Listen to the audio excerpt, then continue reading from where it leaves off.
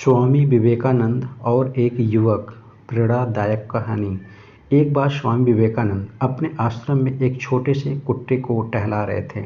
तभी वहां अचानक एक नौजवान आया जो बड़ा परेशान नजर आ रहा था।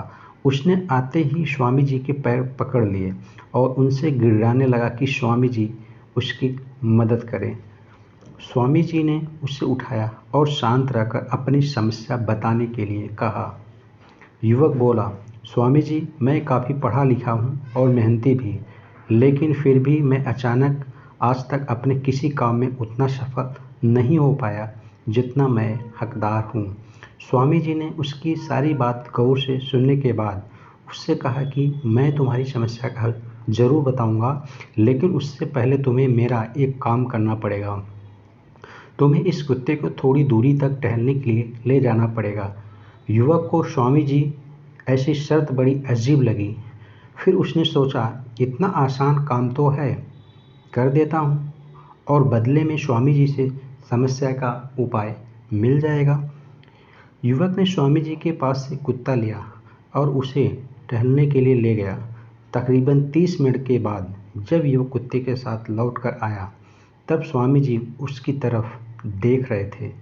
स्वामी जी ने युवक से पूछा, तुम दोनों, कुत्ता और युवक, एक ही साथ गए थे? फिर तुम इतने शांत और ये कुत्ता इतना थका हाफ तक क्यों है? युवक ने स्वामी जी के सवाल का उत्तर देते हुए कहा, आपका ये कुत्ता बड़ा चंचल और शरारती है।